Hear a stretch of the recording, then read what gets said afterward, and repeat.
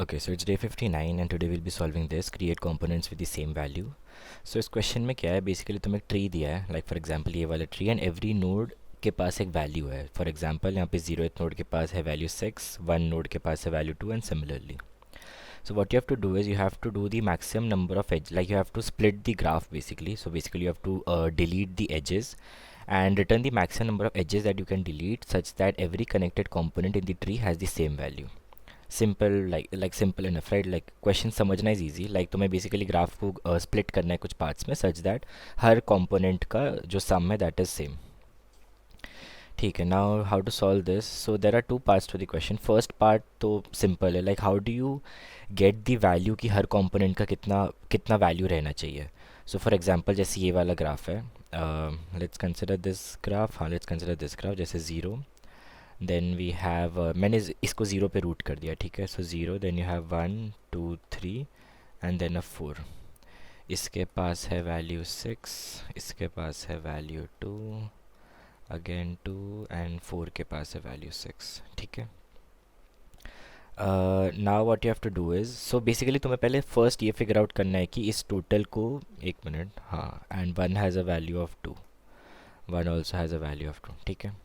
सो अभी तुम्हें figure out करना है कि जो मैं कंपोनेंट्स को स्प्लिट अप करने वाला हूँ एवरी कंपोनेंट का सम कितना होना चाहिए. सो that is Fairlie simple. Like तुम्हें अगर एक बार पूरे ग्राफ का जैसे सम पता चल गया, फॉर एग्जांपल 6 6 12 प्लस 6 18, तो तुम्हें पता है कि 12 18 के डिवाइजर्स ही हो सकते हैं जो हर ग्राफ के वैल्यू होंगे. सो इफ़ वी चेक 18 के divisors we have 1 2 3 6 9 and 18. I think that's it. हाँ, ठीक है. These are the divisors. So कोई भी ग्राफ जो तुमने स्प्लिट कर लिया, सारे इंडिविजुअल ग्राफ जो भी है, इंडिविजुअल कंपोनेंट्स, उनका सम इनमें से एक हो सकता है. एंड अगर तुमने 6 में स्प्लिट किया तो हमारे पास टोटल 3 कंपोनेंट्स आ जाएंगे. तो अगर 3 कंपोनेंट्स है तो 3 माइनस 1 कट्स होंगे. सो बेसिकली अगर ये फिगर आउट हो गया तो मुझे ये पता चल जाएगा कि कितने कंपोनेंट्स बनने वाले 3, और एक बार ये पता चल गया कि 3 कंपोनेंट्स बनने वाले, देन मुझे पता चल गया कि मुझे 2 कट्स करने. So all you have to do is figure out कि किस कौन से वाले में स्प्लिट करना है, लाइक कौन से divisor, like which divisor should be the sum of individual components. Now suppose तुम इस पर इटरेट कर रहे हो and you are currently at 6, because 6 is our answer, तो मैं उसके थ्रू बताऊँगा. So our first part is done. तुमने डिसाइड कर लिया कि मुझे इंडिविजुअल कंपोनेंट्स का सम क्या रखना है. Now the second part, how do you find कि is it possible to split this whole graph into individual components such that their sum is 6. so simple है ये भी. how you would do this is, तुम basically DFS चलाओगे. so in the DFS it's mostly bottom up. so तुम्हें जब तुम leaf node पे आ जाओगे ना, तुम हर node basically, if you see मेरा bool, it's actually a pair of int comma bool. And ये क्या रिप्रेजेंट करता है कि जैसे फॉर एग्जांपल ये दो चीज़ स्टोर करेगा. दैट इज़ ये वाले सब ट्री के, लाइक ये वाले सब ट्री से नीचे do I have a valid answer. So मतलब पहली बात तो ये, और इसका फर्स्ट वैल्यू स्टोर करेगा सम, दैट इज़ 6, क्योंकि इस नोड का वैल्यू 6 है. सेकंड, अगर हम ये पूरा जो DFS अभी चला रहे हैं ना, हम अपना टारगेट 6 ही रख रहे हैं, क्योंकि मेरा फॉर लूप अभी इस 6 पे है. सो मेरा टारगेट 6 के लिए चल रहा है. एवरी टारगेट के लिए DFS चलेगा. यहाँ पे जो भी वैल्यूज़ है ना, सबके लिए DFS चलेगा. ठीक है. सो मेरा target is 6 and therefore time complexity भी तुम्हारा n रूट n के अराउंड कुछ आएगा. So that is also n, not n root n, basically n root the sum, and this is feasible, या कि ये चल जाएगा तुम्हारा. एंड ये सेंड करेगा 6 कॉमा ट्रू. सो जब ये 6 कॉमा ट्रू ऊपर भेजता है ना, जो भी पेरेंट है अपने चाइल्ड को एनालाइज करते टाइम दो चीज़ चेक करेंगे कि क्या मेरा जो चाइल्ड है that is already like if it already has the answer. और यहाँ पे जब इसने 6 कॉमा ट्रू ऊपर रिटर्न किया ना, ये बोल रहा है कि तू मुझे अपने साथ इंक्लूड मत कर, मेरे पास ऑलरेडी आंसर है. ठीक है. तो यहाँ पे जब मैं 3 पे आया, मैंने अपने सारे चिल्ड्रन का डेटा लेके आया, मैंने देखा कि मेरे पास 6 कॉमा की एक नोड है 4, जो बोल रहा है कि मेरे नीचे जो सब ट्री है उसका सम 6 है, but I am already satisfied, I am true, and that true represents कि मेरे पास ऑलरेडी एक सब ट्री है जिसका सम 6 है. तो ठीक है, वहाँ तो तुमने उसको कभी इंक्लूड ही नहीं किया. तो तुमने ऊपर क्या रिटर्न किया, तुमने किया 2 रिटर्न, क्योंकि तुम्हारे नोड का सम 2 है. तुमने सब ट्री का सम ऐड नहीं किया उस पर, क्योंकि इसके नीचे तुम ऐड नहीं करना है, क्योंकि तुम्हारा जो चाइल्ड है उसने बोला कि I am already satisfied, I already have the sum as 6. Then यहाँ पे 2 आया एंड तो फॉल्स रिटर्न करोगे, बिकॉज दिस 2 का value is not equal to 6. Similarly यहाँ से भी you would return true comma false. फिर जब यहाँ पे आएगा ये अपने सारे चाइल्ड से पूछेगा कि तुम में से कोई भी ऑलरेडी सेटिस्फाइड है क्या, लाइक तुम्हारे में से किसी का भी वैल्यू ट्रू है क्या। बोलेंगे नहीं, we are not true, and the only way to include these elements if they are not true they are false. False means कि उन लाइक वो ऑलरेडी आंसर पे इंक्लूड नहीं हो रहे। That is to include these nodes in the parent node. So जब मैं इस पर्टिकुलर नोड पे आया था, मैं अपने हर नोड पे गया, मैंने सबका और सबके वैलिड सब ट्री का सम ऐड किया। तो मैंने इसका 2 ऐड किया, इसका 2 ऐड किया, क्योंकि मैं ये 4 नहीं ऐड करूँगा क्योंकि ये ऑलरेडी लाइक इसके नीचे तो वैलिड है ही नहीं, इसके नीचे तो आंसर ऑलरेडी मिल चुका है। 2 + 2 प्लस मेरे खुद का value 2, I am getting this as 6। तो मैं बोलूँगा नाइस, हम तीनों मिल के we are able to make 6, therefore let's return 6 comma true. And जब ये वाले नोड को ये वापस अपने चाइल्ड का डेटा मांगता है, सो वो बोलेगा ठीक है, let's get the child data. Child data बोलेगा no need, I already have my answer, you go ahead. तो बोलेगा ठीक है, मतलब मुझे चाइल्ड का आंसर अपने सम लाइक जो क्यूमुलेटिव सम है उसमें नहीं ऐड करना है। I have my sum as 6, I would myself return true. So this is how the flow is working. अगर तुम्हारा कोई भी सब ट्री में आंसर आ जा रहा है ना, उसको ऊपर कैरी फॉरवर्ड मत करो, क्योंकि अगर कोई भी 6 आ जा रहा है तो ऑब्वियस है कि उस पर और नोड का वैल्यू ऐड करके कुछ पॉइंट नहीं है। सो यू ब्रेक, जहाँ जहाँ भी 6 आया, इफ़ यू सी जहाँ जहाँ भी 6 आया, हमने वहाँ पे फ्लो ब्रेक कर दिया, क्योंकि उसने नीचे से ट्रू रिटर्न कर दिया, तो हमने वहाँ पे फ्लो ही ब्रेक कर दिया। यहाँ एक फ्लो ब्रेक कर दिया, यहाँ एक फ्लो ब्रेक कर दिया। सो ये एक कंपोनेंट आया, ये एक कंपोनेंट आया और ये कंपोनेंट आया। और जब मेरा रूट नोड ट्रू रिटर्न करता है, that's the time I assume like, मतलब मैं तब बोल देता हूँ कि it is possible to split the graph into component such that each of the sum is 6। ना इसका कोड भी अगेन सिंपल है।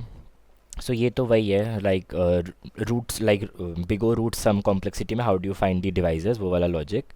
देन यू सॉर्ट इट, मतलब sort was not needed but ठीक है anyways. Then you start the DFS, ये मैंने debug purpose के लिए लगाया था, you can ignore that. Then for every divisors you will check if DFS is possible for sum divided by the EL.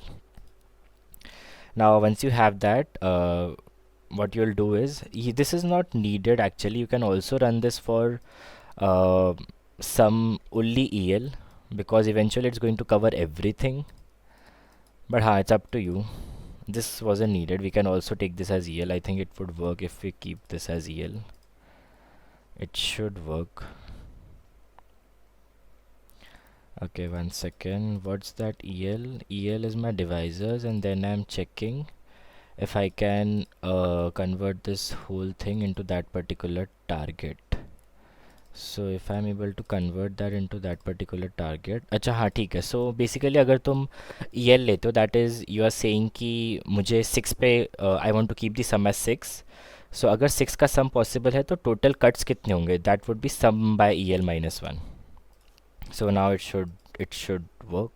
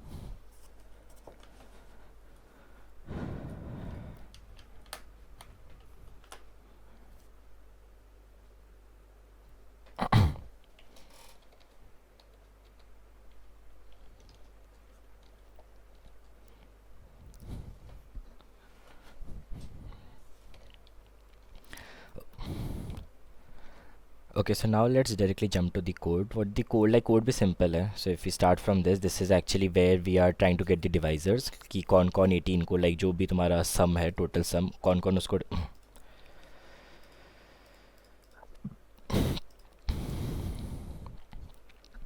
so now getting back to the code is also simple। first is यही वाला part जहाँ तुमने उसका like you found out the divisors, कि जो तुम्हारा total sum है उस particular graph का, उसके क्या क्या divisors है।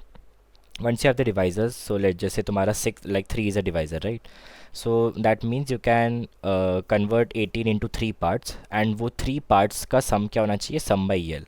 So that's actually your target. Now for that particular target, so I did this for all the divisors. So if you're saying that 18 is divisible by 3, that means there should be 3 parts, and what should be the sum of each of those parts? It should be 18 by 3. Therefore you have 18 by 3 6 over here. So what I'm trying is, मैं हर component का I'm trying to keep the sum as what do you say, 6. ठीक है, in this case like 18 and 3 के example, I'm trying to keep each component का sum as 6. And if it is possible for the maximum divisor, like for the largest divisor, I would get the best value, क्योंकि मुझे maximize करना है अपना answer, right? And that's it. Now if you look at this DFS part, again same thing, this is cumulative sum. And मैं अपने child का data लेके आ रहा हूँ, अगेन द सेम थिंग. अगर मेरे चाइल्ड के like child is not included in a subtree, अगर वो like if it is not already satisfied, that is उसका सम ऑलरेडी 6 नहीं हो रहा है, I would add that to my cumulative sum, and then I would return the cumulative sum plus if the cumulative sum is already equals to the target. If it is equal to the target, that means उसको अपने parent वाले उसमें include नहीं होना है. ठीक है, that's all. कुछ डाउट हो तो इसमें पूछ लेना. That's all for today. Bye bye.